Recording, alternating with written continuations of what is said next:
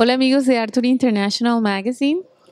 En esta entrevista de Art to Heart queremos presentarles a un gran maestro colombiano, dramaturgo, actor, director de teatro, de cine, el maestro Jorge Herrera.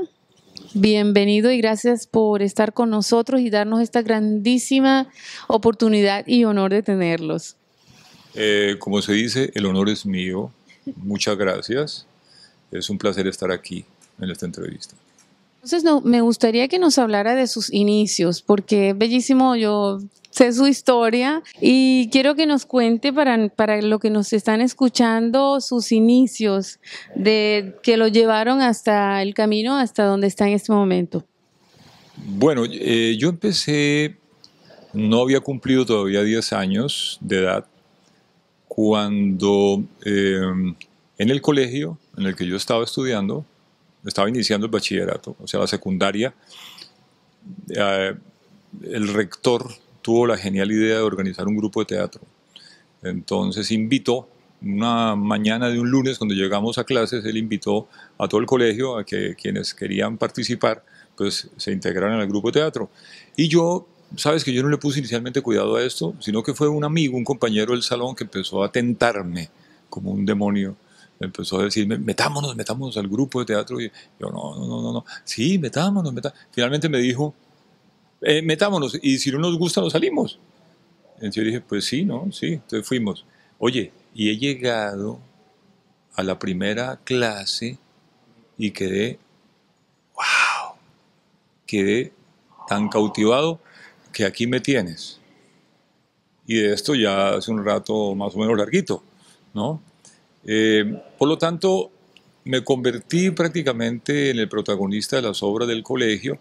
Rápidamente, al muy poco tiempo, al año y medio, ingresé a un grupo de teatro profesional que hay o hubo en Cali, bueno, ya prácticamente no existe, que se llamó el TEC, Teatro Experimental de Cali, que fue el grupo más famoso de Colombia, tanto a nivel nacional como a nivel internacional. Entonces, con ese grupo viajé a muchos festivales en distintos países. Estuvimos en Italia, precisamente presentándonos en Roma, en el Teatro Eliseo de Roma, en una temporada. Eh, y bueno, por momentos el director del grupo de teatro del colegio no estuvo por algún problema que hubo con él en el colegio, entonces yo lo reemplacé, yo empecé a dirigir el grupo de teatro del colegio. eh, y yo empecé a dirigir obras a muy temprana edad. Digamos que mi primera gran obra de teatro fue una obra de Brecht que se llama Man is Man. La dirigí a los 16 años, ¿no? Con mis compañeros de estudio de Bellas Artes de Cali, del Instituto Departamental de Bellas Artes. Eh, y de esa forma me involucré. Bueno, luego me fui a estudiar. Entonces yo estaba estudiando en el colegio, estaba estudiando en Bellas Artes la carrera prácticamente de actuación, y trabajaba en el TEC. Y en ese momento entré a la universidad a estudiar ingeniería. Entonces el decano de ingeniería, en una encuesta que me hizo, me dijo, usted se va a enloquecer. Usted no puede estudiar ingeniería y estar estudiando en Bellas Artes. ¿A qué horas cumple en los dos sitios? Y bueno, aguanté un poco más, pero en vista del desfase de los planes, estudiar ingeniería química, de los planes de la universidad, resolví definitivamente abandonar la universidad.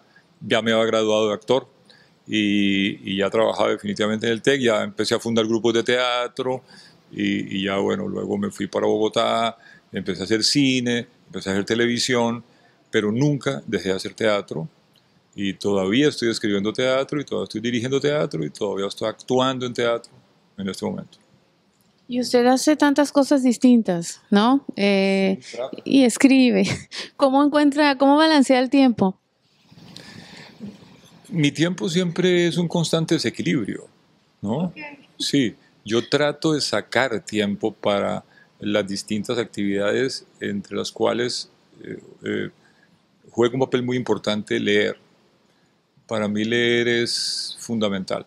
Entonces, a veces no me queda tiempo, pero bueno, siempre estoy tratando de rescatarlo de donde sea, el tiempo para avanzar en varias lecturas.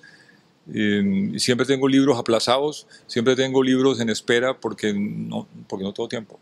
No. Y hay libros que han sido tan importantes para mí que yo soy capaz de volverlos a leer. O sea, los leo y soy capaz de repasarlos y de leerlos con otros ojos, muy despacio, parte por parte. Y eso también es una de mis ocupaciones favoritas. Sí. Además de todo esto, usted también enseña, es docente. ¿Es una pasión también?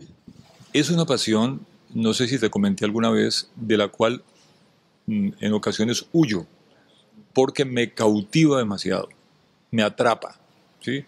De hecho, he venido aquí a esta ciudad a dictar talleres, pero también he sido miembro de nómina de universidades, lo cual es un poco difícil porque con el trabajo que yo hago, imagínate, la última vez de hecho yo estaba trabajando en la Universidad Distrital Francisco José de Caldas de Bogotá, con unos alumnos muy queridos y unas alumnas muy creativas, y me tocó abandonar la universidad porque me fui a hacer una novela de televisión. Entonces dije, no, pues no me va a quedar tiempo y para faltar, para estar presentando excusas de que me toca hoy grabación. Entonces no, dije, no, mejor dejo ahí la cosa. Entonces, después, a los pocos años hubo una convocatoria nuevamente y yo fui a la universidad otra vez. Entonces fui a una especie de reunión de admisión que hay allí. Entonces, muy bien, estaba hablando con la comisión de admisión y un señor de estos me preguntó, me hizo una pregunta muy baja. Me dijo, maestro, pero esta vez usted va a tener tiempo. Y entonces allí yo le dije, mira, pues he venido porque me tocó serse muy sincero, ¿no? Le dije, ahora tengo más tiempo. Pero no, pues claro, es difícil, pero sí me apasiona, me apasiona. Entonces prefiero dictar talleres muy puntuales sobre temas muy específicos que vincularme a un plan de estudios, lo cual me supondría, lógicamente, estar ahí y no es fácil, pues, con el trabajo que hacemos, porque todo el tiempo estamos yendo, estamos viajando. De hecho, por ejemplo, yo llego a Colombia ahora, me toca desplazarme en 8 días a Cartagena al estreno de una obra que escribí, un homenaje a García Márquez. A los 15 días tengo que viajar a terminar de hacer una película que aparece en la revista. A propósito, ahí hay una foto de una película que se llama La Caleta, la estábamos rodando en el Valle del Cauca, exactamente, y faltan unas escenas de una parte de la película muy importante y son en San Andrés Islas.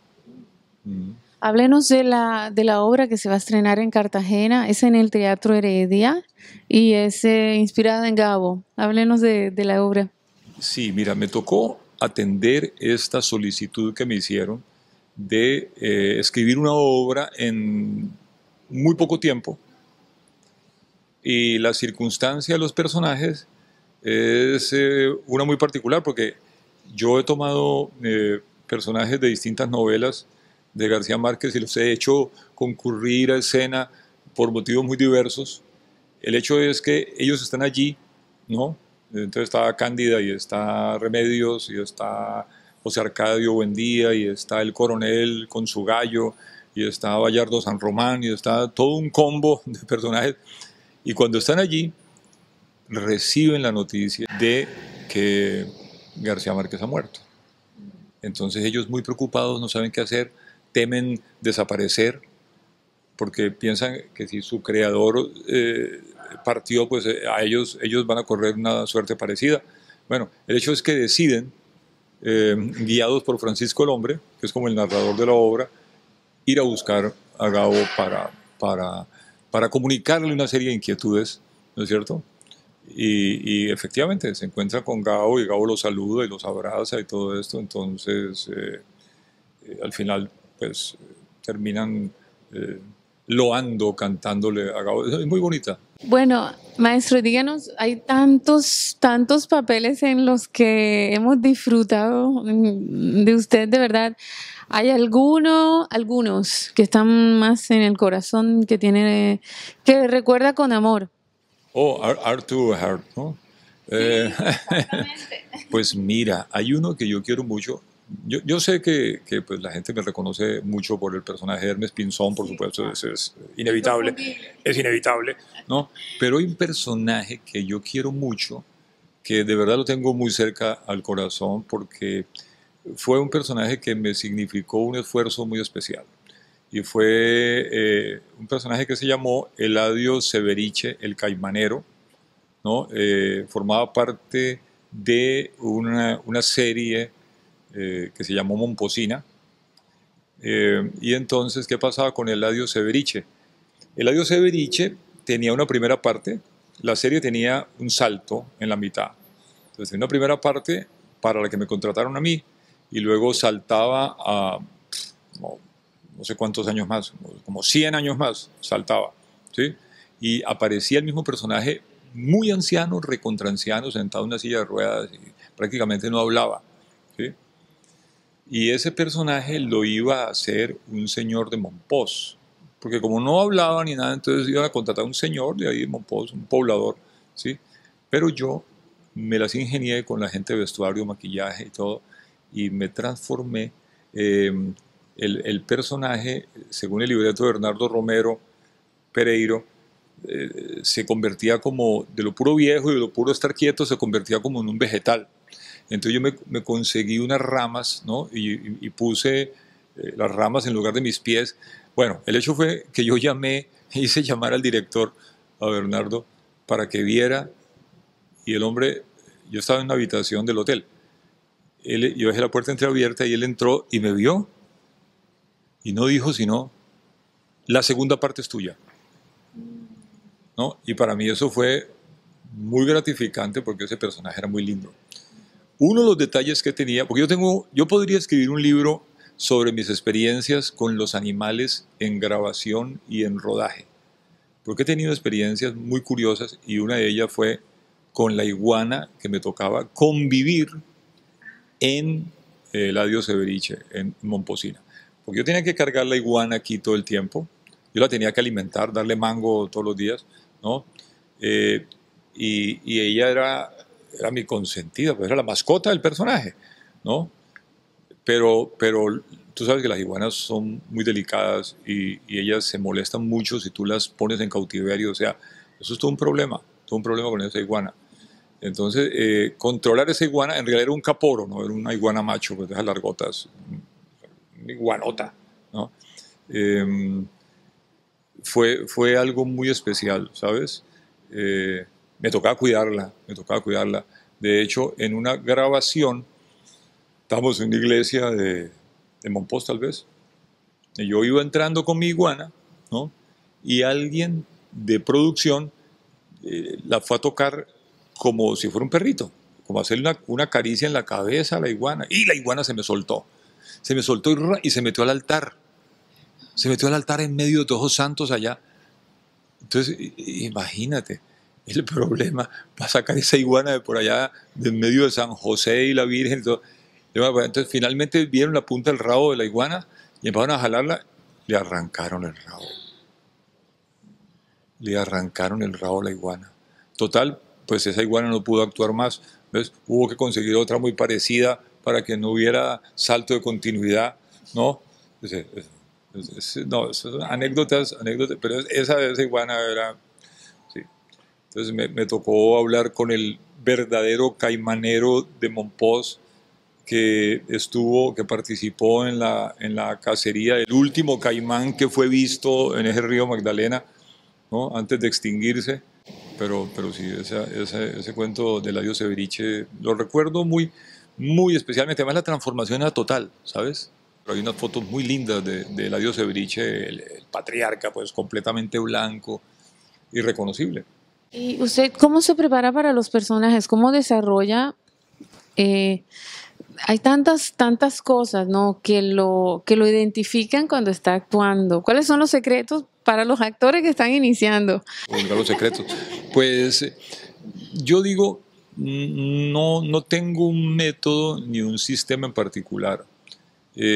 Casi que cada nuevo proyecto es un nuevo desafío, es un nuevo reto y habría que tratar de llegar, a acudir a cada nuevo desafío de estos como en estado virginal, sería lo ideal, ¿no?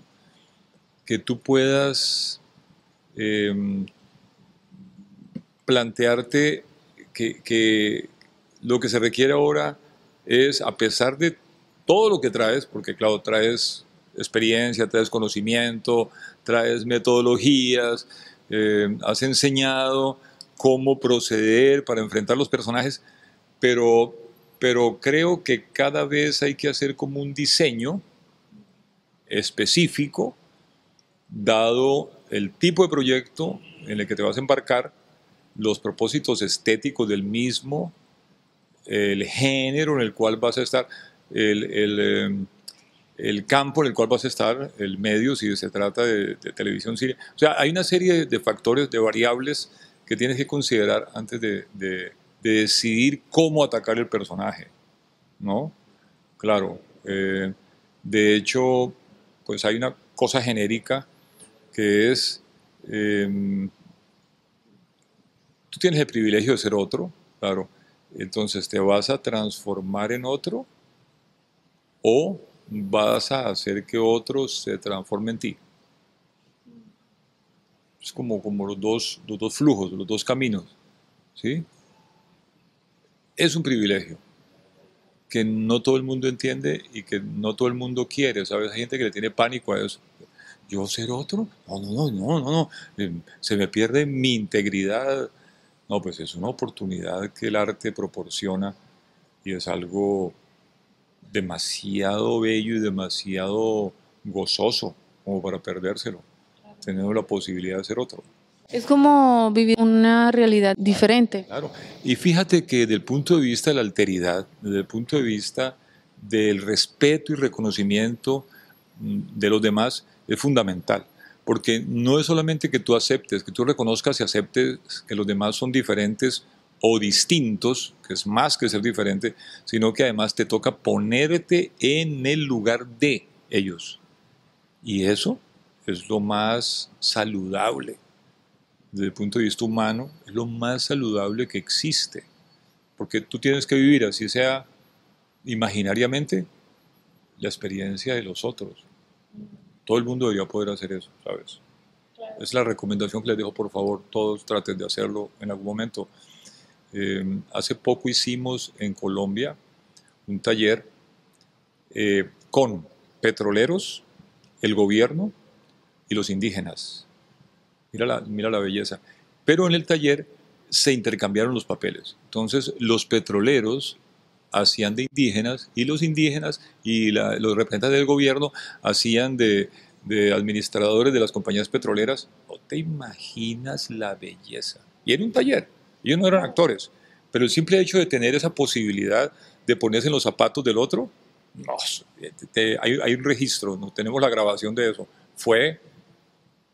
Se divirtieron además, ¿sí? Y claro, cada uno conoce al otro y uno cree que no, lo conoce profundamente.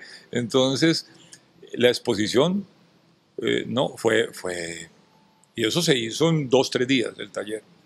Fue maravilloso. Maestro, ¿usted cree que por eso el público se identifica tanto con el actor? Y ahora, bueno, ya esta es una pregunta un poquito más generalizada, pero yo creo que hay algo muy sociológico, psicológico, no sé, espiritual. El público, me imagino, y lo sé que cuando lo ven todo el mundo el autógrafo quieren saber, quieren tomarse foto con el maestro. Hay algo más allá del personaje que ellos están viendo, ¿no? Que atrae a la persona a admirar tanto al actor. Claro, porque de todas formas es una entidad, socialmente hablando, que tiene a su cargo ese, ese privilegio mágico de la transformación. Entonces, la sensación que la gente experimenta cuando lo ve a uno en la calle es, es de familiaridad, pero al mismo tiempo de admiración, pero al mismo tiempo de extrañamiento también. Pero como él estaba en la película, él estaba ay, está aquí, y él cómo será. Oiga, no, claro, eso produce una cosa muy particular, ¿sabes? Una cosa muy particular que es muy grata, muy grata. Es muy grato recibir esa energía de la gente a diario, Sí. a diario, ¿sí? Porque eso es de todos los días. Yo quiero hablar, pues, se tiene que hablar porque no, es inevitable no hablar. Aunque porque pienso que tiene cierta profundidad el tema de Betty la Fea. Fue una novela que rompió los récords Guinness, que se ha hecho la traducción en tantas lenguas, está en ¿qué? Más de 100 países. Se han reproducido adaptaciones también a raíz de eso. ¿Cómo ve usted el éxito de esa telenovela? Bueno, y el éxito de Hermes Pinzón.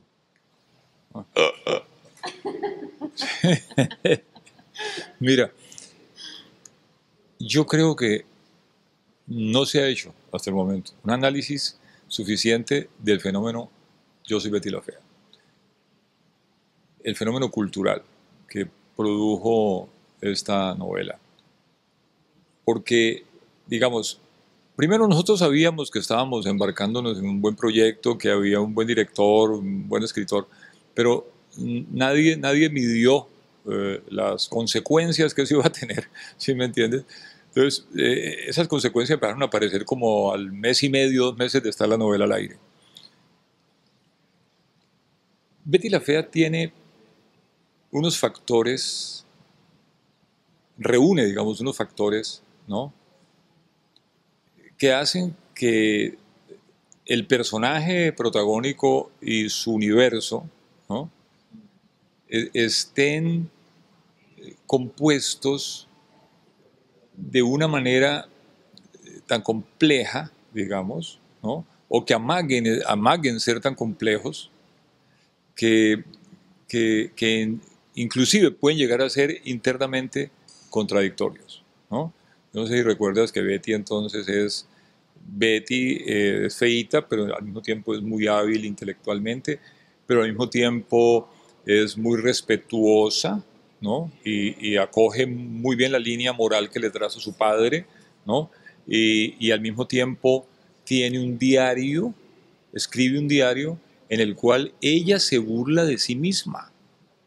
O sea, el personaje tiene unas facetas que lo constituyen y amaga ser un personaje complejo, repito, pero le permite a muchos sectores de la sociedad el fenómeno de la identificación y desidentificación. ¿Ves? Me dice que están pasando como moda en este momento en Italia. Sí. Claro, cuando apareció el proyecto de Comoda, la intención ¿cuál era? La intención era que lo que había sido la fealdad en Betty la Fea, ahora fuera el carácter de inmigrante. No sé si te comenté eso alguna vez. ¿Sí? O sea, la fealdad, entre comillas, del inmigrante, el inmigrante que llega acá a Estados Unidos o que va a un país europeo, en fin, ¿sí? Y eso me pareció tan acertado, ¿sabes? Dije, uff, esa es la continuación. Porque la idea era que esa nueva serie, que ese spin-off que se iba a hacer, eso era un contrato indefinido, ¿no? Pero ocurrieron dos cosas. Primero, la gente de acá empezó a presionar al escritor, a presionarlo, y él es alguien que escribe con mucha calma, muy parsimoniosamente, entonces él se sintió acosado.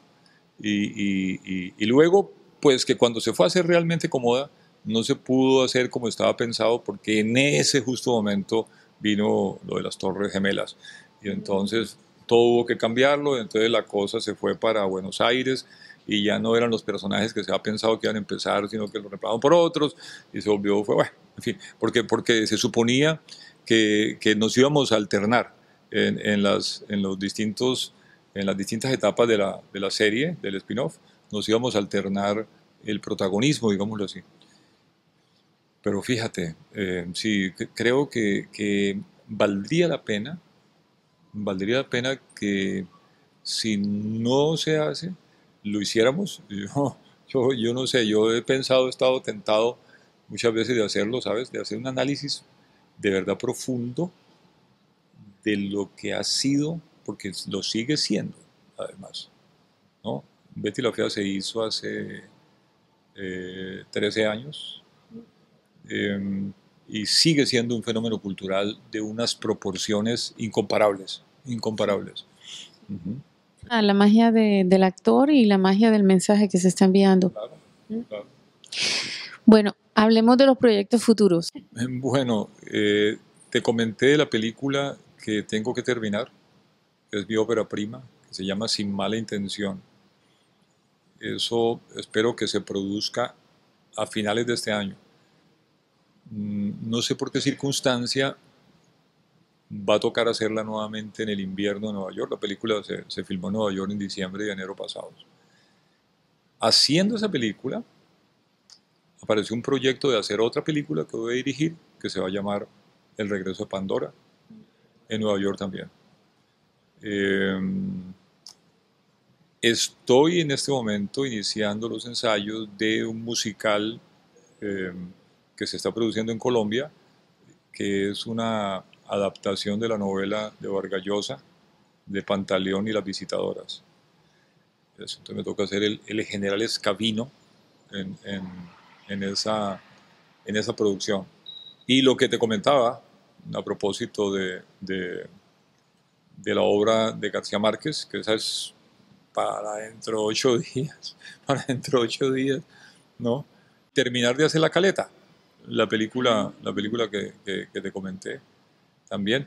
Hay una película para la costa también, que está en proyecto, espero rodarla antes de irme para Nueva York, que se llama Empera y la Nevera.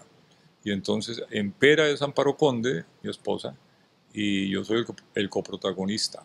Y se rueda entre Montería y Toluviejo, en la carretera pasando por Coveñas. Es ese, los sets son por ahí. Muchos proyectos, maestro, gracias. Gracias por darnos tanto. Oh, gracias a ustedes, muy amables. De verdad que es muy rico estar aquí con gente tan querida, tan amable, que, que está cumpliendo esta función tan importante de apoyo y desarrollo de las actividades artísticas de por acá, de estas latitudes, que tanto necesitamos eso, claro. Gracias y bueno, las puertas siempre súper abiertas, de las manos, los brazos, el corazón. Para usted, Arthur International, las puertas abiertas siempre. Muy amables, tenlo por seguro que me convertiré de ahora en adelante en uno de tus colaboradores. Gracias. Sí. Gracias por todo, maestro. No, Gracias.